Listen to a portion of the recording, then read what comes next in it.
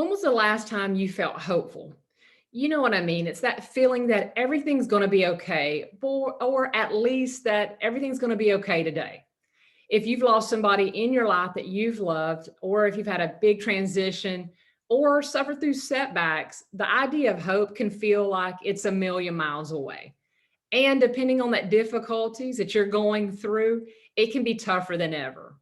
You may even think that you're never going to feel hope again.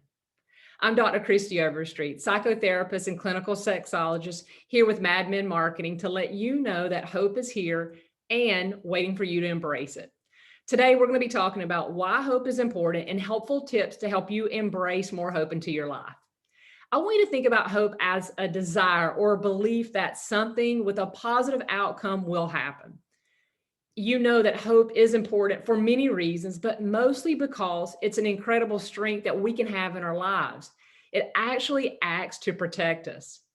You can even think of it as a coping skill that can help you get through these difficult times. This gives you the chance to turn hope from something that you wish you had into something you actually can have if you work on it.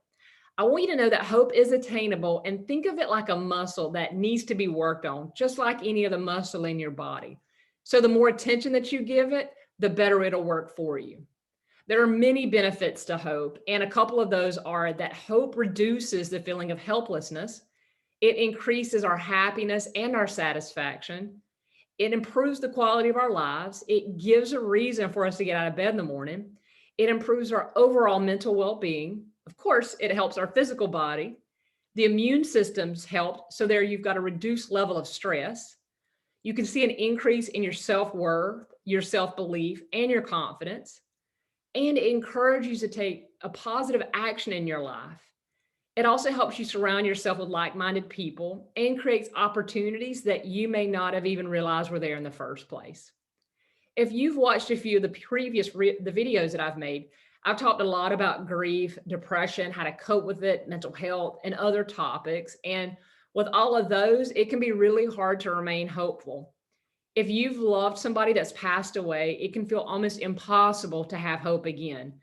There's going to be times that challenge this idea of hope, and it's completely normal. You're going to question it. You're going to ask, what's wrong with you? You're going to ask, why did this happen? Why to them? Why to me? Why are these horrible things going on in my life? There are plenty of things happening in the world around you that can make you feel hopeless, but you're a fighter and you're determined to be your best self. I know that about you. And sometimes we need some extra help to see things in a different way and to change parts of our lives, whatever it might be going on for you. So let's talk about some tips that's going to help you build and embrace this hope. Exercise, getting active, moving your body, going for a walk, and maybe even getting outside. That's a good way to help with hope. Staying connected with others in your life that are positive forces. And this is also a great time for you to create boundaries with the people that might not be adding to your life. If they're bringing more negativity, you may need to cut them out of your life. And my rule of thumb is to only have people in my life that I spend time with that add versus take away. You can also make a gratitude list and think of the most simplest things that come to mind that you're grateful for. For an example, having clean sheets on your bed, or being grateful you have food for breakfast or lunch. These things may sound simple, but when we're struggling, it's a good thing to remember there are so many people around us that don't have the simple things. Try to list out at least 20 things that you're grateful for.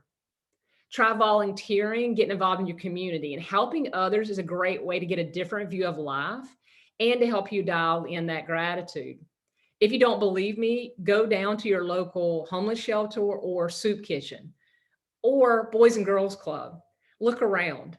You have so much to be grateful for, and you getting involved can help you get outside yourself and shift that hopelessness to hopefulness.